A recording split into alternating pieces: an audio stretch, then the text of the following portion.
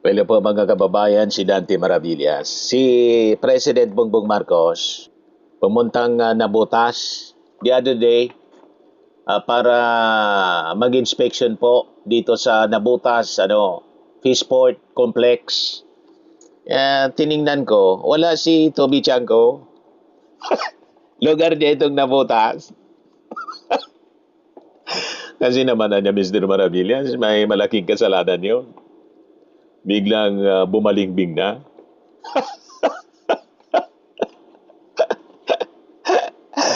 O, di ba? Ayan yung ating napakasipag na Pangulo. Ininspeksyon ni Pangulong Bongbong Marcos Jr. ang Nabotas Fishport Complex sa Nabotas City. Isang malagang bagsakan at sentro ng bintahan ng isda sa bansa kung saan personal niyang sinuri ang operasyon ng Fishport at ang patuloy na rehabilitation nito upang matiyak na nakakasabay ang mga pasilidad nito sa lumalaking pangangailangan ng sektor ng pangingisda.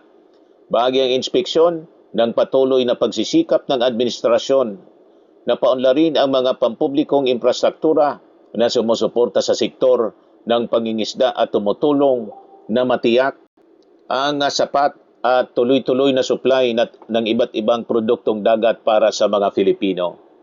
Ang kasama siyempre si DA Secretary Tio Laurel na kaaway na rin nito Bichango. Ano, yan ang ating Pangulong Bongbong, mga kababayan. Pero parang ito, kamukha nito Bichango, yung kapatid sigurong mayor.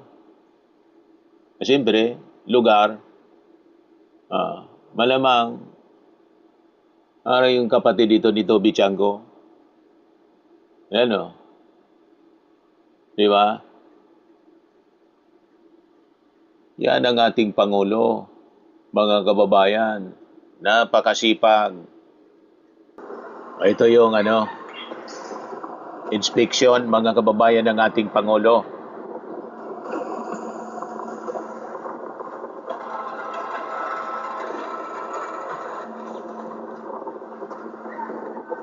I'm Di ba? happy to report naman, nakitang-kita naman natin dito na medyo maganda yung facility. It's a real big upgrade from what it was before.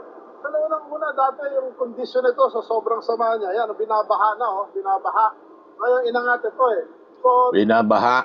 parang yung capacity. Hindi kasi effective yung parang nabawasan to, flood control project dyan ni Toby Chango. Nabawasan ng 25 to 30% dahil sa baha, high tide. Tapos yung inefficiencies nito dahil this is a 50-year-old port. So ngayon, mas mabilis ang mag-unload, mas marami ma-unload, mas marami days siyang open. So malaking bagay. Hindi lang yun eh. Meron tayong plano na hindi lang ito magiging fish port. Pati yung mga ibang goods from, let's say, Mindoro, Palawan, Romblon, Marinduque, na agri-goods, may ibababa na rin ito, mabenta ng wholesale para mabawasan ng transport cost, mabawasan din ng traders. So hopefully makatulong din ito sa pagbaba ng inflation, makamura ng bilihin sa mga mayan Pilipino. O ito, papasalamat po yung mga mangingisda. District namin, pinaganda niya. Mr. President, maraming salamat po sa pinagawa yun sa amin dito sa Nabotas Fishport. Lumaki na ho, ang namin dito, Fishport. Medyo nakaluwag-luwag po kami, hindi katulad ng masikip, medyo binabaha kami. Ngayon po, napakaganda po. Maraming pong salamat, Mr. President. Yan, ang ating Pangulo, o di ba? Sigaw-sigaw, BBM. Nakabutas siya. Di ba? Yan ang ating Pangulo. Pinagkakaguluhan palagi. Wala si Toby Chanko. Hindi na nagpakita. Yung kapatid, siyempre mayor dyan. Nandyan yung kapatid. Si Congressman Toby Chanko wala. Ayan katakot-takot na naman na selfie. Picture.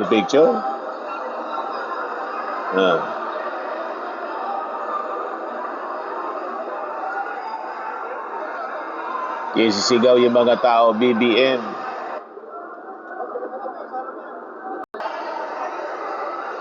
Di ba? Tuwang-tuwa yung ating Pangulo. Hands-on siya. Tinitingnan niya talaga yung mga project. Baga,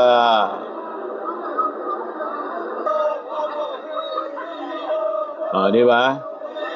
Baka mga ghost na naman o substandard.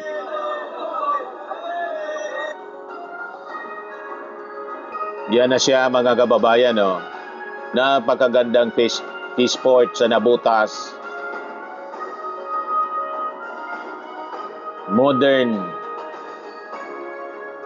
Modern fish port. Di ba? Napakaganda.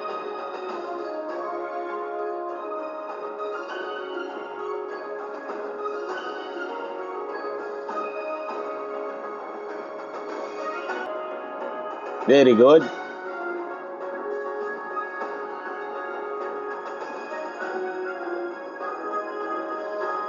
Ayos na, mga kababayan.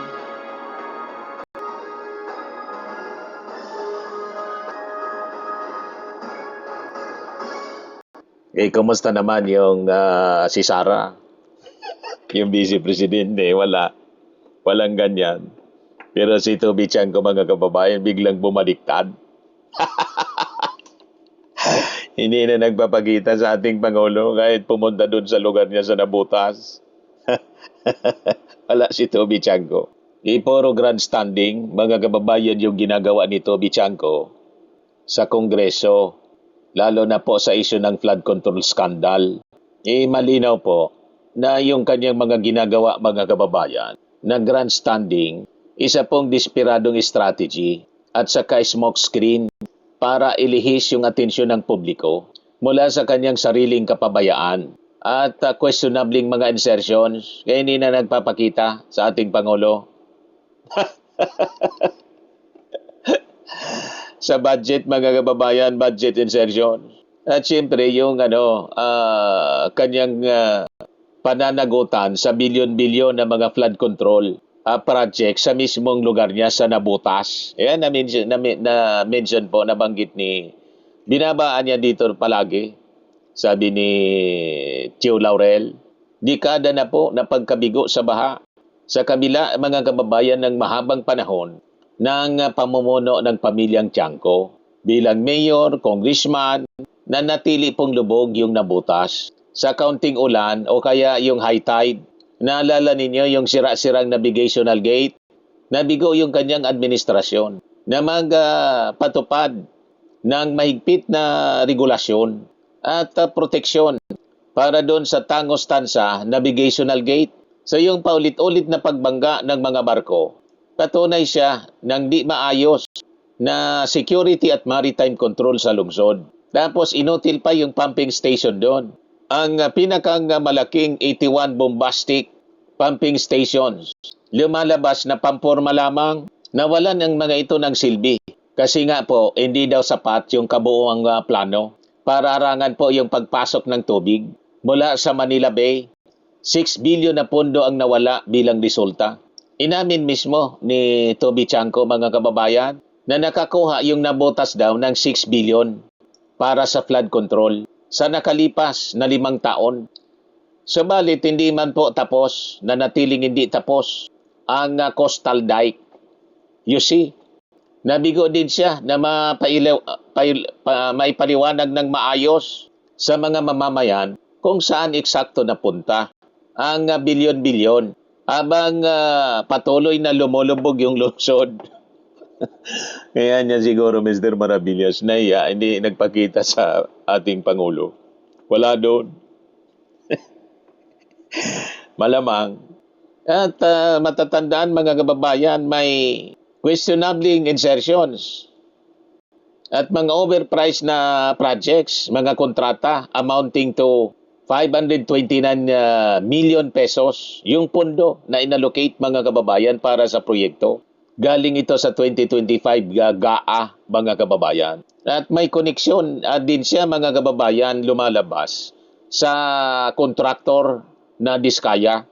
Ang 529 million pesos na nakuha ni Chanco, mga kababayan, ay tuluyang naibaba sa DPWH at mabilis itong naigawad sa St. Timothy Construction na pagmamayari po ng mag-asawang Diskaya.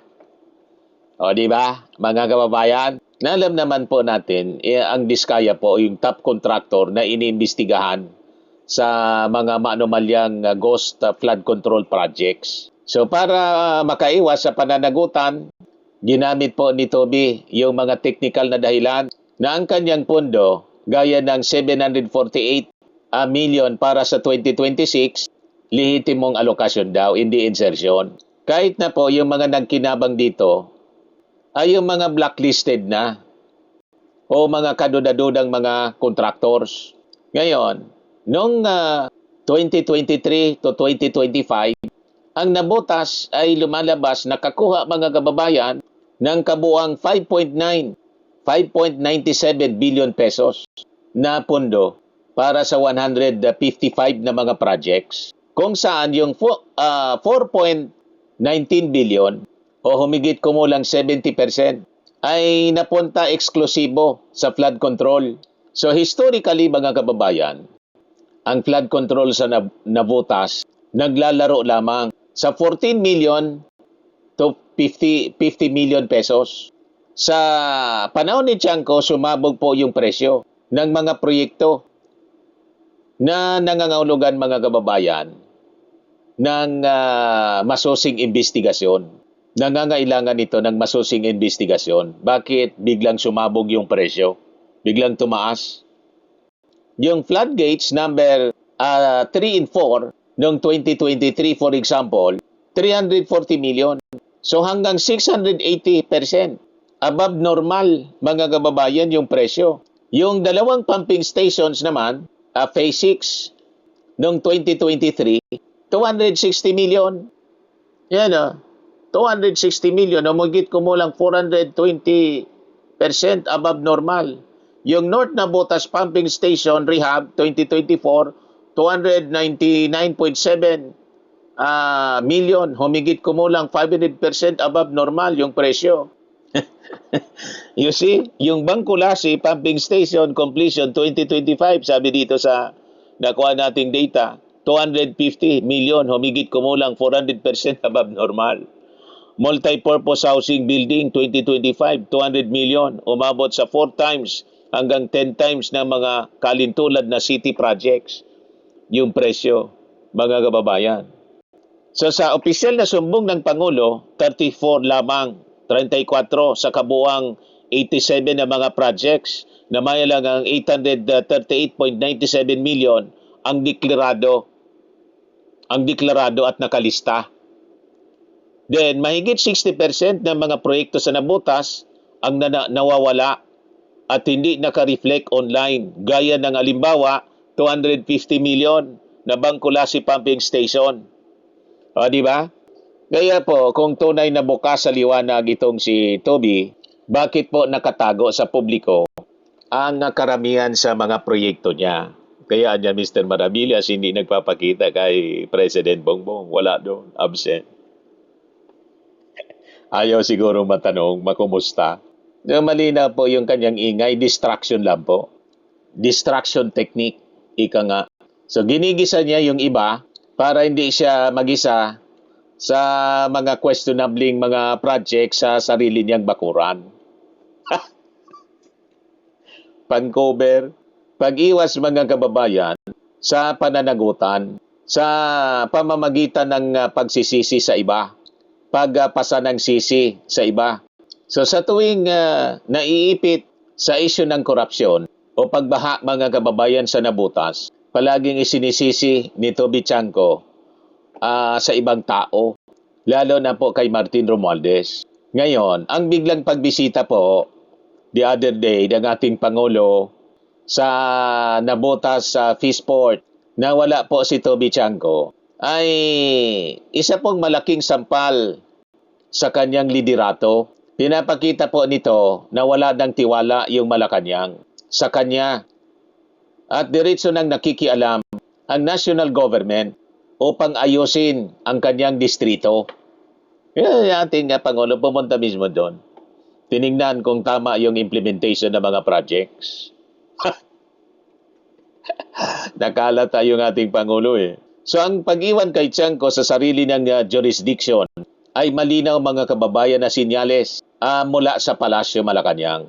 Para sa mga kritiko, ito yung parusa sa kanya. Matapos niyang tawagin ang Malacanang na nagpapakalat ng fake news, nang subukan niyang takutin ang Kamara ukol sa pag-impeach kay Sara Duterte. So ang pag-isnab na ito ng ating Pangulo ay patunay na pinuputol na ng Administrasyong Marcos ang ugnayan po kay Tiangco. Lumalabas na nagpapakatotoo na siya bilang lihim na kaalyado po ni Sara Duterte. Ginamit niya yung kanyang posisyon sa Kamara para ipagtanggol ang kampo ng Duterte sa pagsasabing matakotan niya yung mga mambabatas kapag naging presidente si Sara dahil gigisahin sila sa flood control scam. What? Yan ang sabi ni Toby. So ang kanyang pag-atake mga kababayan sa liderato ng Kamara at ang pagtatanggol niya kay Sara Duterte ay isang diskarte para magkaroon siya ng insurance policy sakaling maging presidente si Sara. Ginagawa niya ito para kapag tuluyan ng bumagsak ang kanyang mga flood control projects sa nabutas, mayroon siyang kakampi na magtatanggol sa kanya.